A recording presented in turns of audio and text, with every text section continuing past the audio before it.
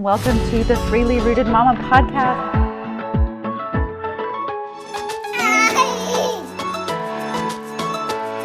Where I am their mother, I make the choice. All right. Hello, mamas. Welcome back to another episode. Happy Thursday.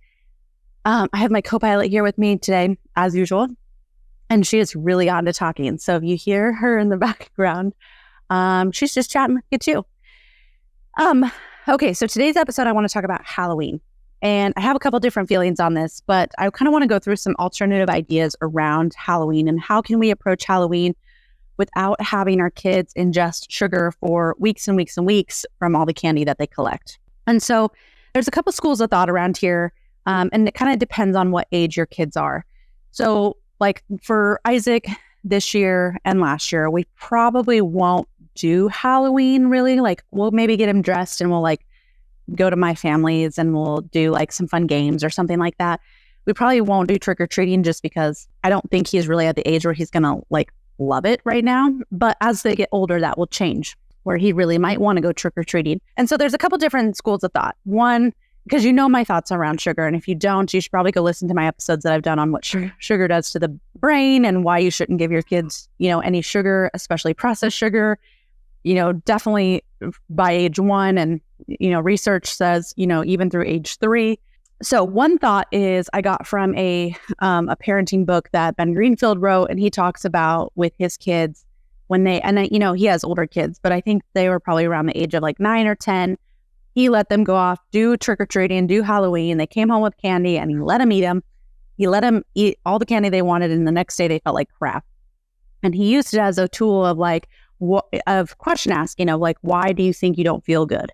And it allowed them to make the connection that eating that much sugar and that much candy and that much processed food doesn't leave me feeling good.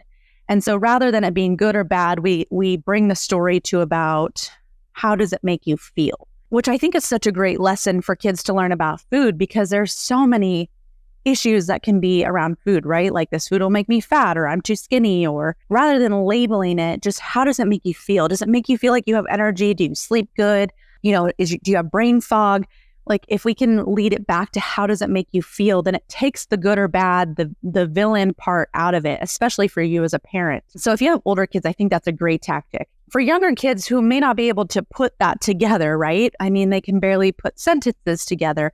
We may have to step in a little bit more. And so here are some alternative ideas. If you do want to take your kids trick-or-treating that I've heard throughout the years, I put together kind of a list that you can try to incorporate. The one thing is, I will say, if I was to take Isaac trick-or-treating this year and he was going to have a couple pieces of candy, I, as a mom who's very, like if you heard my episode about perfection and motherhood, I have a very hard time letting him have anything that I know is going to damage his health in any way, whether that's his physical health, his immune system, his brain health. Like I really struggle with it because I want him to be the healthiest, best person he can be. I don't want him to be part of the numbers of today where, so many kids are obese or have metabolic issues or ADHD or whatever it is. Like I've spent so much of my life helping people through those type of things. And I've had a front row seat in watching them and watching their kids or whoever it is that we were helping. And I don't want my kids to be a part of that. And I know that I have the knowledge and the tools to help with that.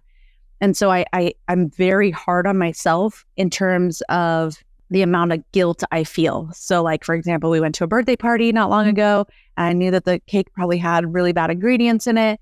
And it's like sitting there watching him have, and I just told my dad who was feeding him only a couple bites. Like he only gets a couple. First off, there was no like food for him to really have because they just didn't really supply that much food. It was just a lot of like chips and, sugar filled things.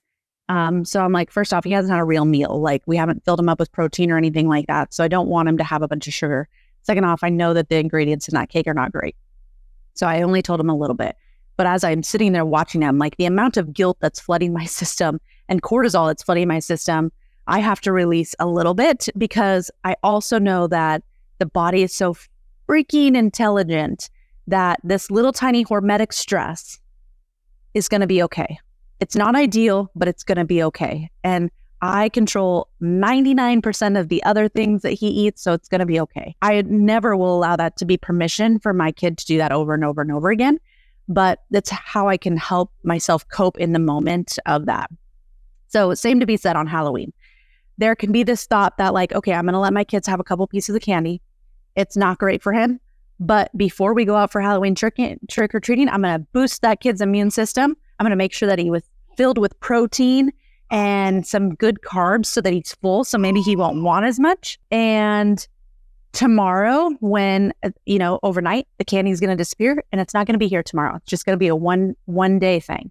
That I think could also be an approach that you use, but it's not letting them do it over and over and over, right? Like kids typically, like I remember kids, even myself, like we would have a bag of candy. Actually, I don't think ever for us. I think my parents pretty much took it.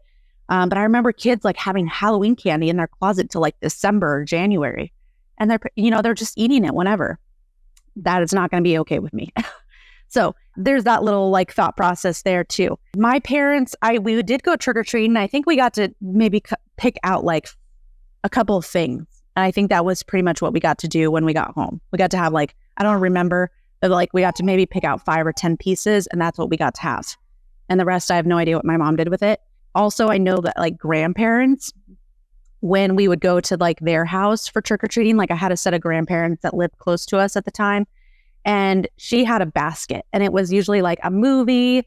It was like maybe a pair of slippers and something else that like we got a basket of like goodies rather than candy, which is one of my ideas here for you. Yes. Are you talking to everybody? So one of my ideas is like do a toy or like a fun thing that they get instead of candy. Like if you do a Halloween basket for your kids, maybe do that instead of candy because they're already going to get candy when they go trick-or-treating.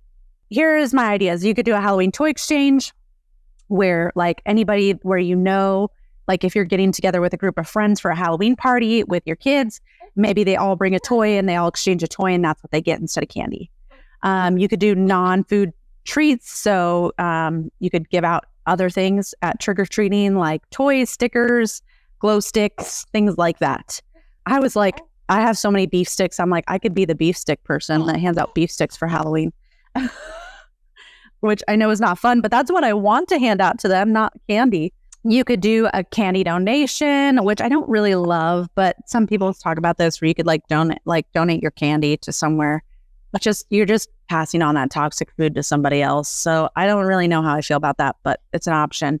You could do homemade treats instead where you control all the ingredients. On this note too, you can do better versions of candy, right? Like Lily's has some great versions of gummy worms that you could do. Unreal has, chocolate covered coconut fat bombs that you could do. Justin's peanut butter cups are even a better option.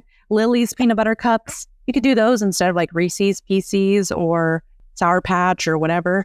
Those are great alternatives. And you could do those for your kids or heck, give those to your grandparents. And when your kid comes trick-or-treating at your grandparents' house or your friend's house, you tell them to put those in his bag. So just some ideas. You could do crafts. You could focus on the experience. So instead of like, if you're going to do a party of some kind, you just focus more on like the things. Like we used to do like a fall harvest type Halloween party where we would all dress up and my parents would do like bobbing for apples, or we would peel apples for apple cider, or I can't even remember the games, but my mom was really creative that way. Like she could always put together like some games for a party. And so you could do something like that instead. You could do the Switch Witch, which has been out for a while, which is where, okay, all your candy is going to disappear at night and the witch is going to bring you something awesome. And then the next morning they get like a new movie or a new book or an experience of some kind. So you could do the Switch Witch. And then, of course, teaching moderation. So just teaching our kids about what candy does to us, what eating that much sugar does to us, and really honing in like what I talked about at the beginning, which is trying to just get kids to understand how they feel when they eat things. And that will set them up for great lifelong habits.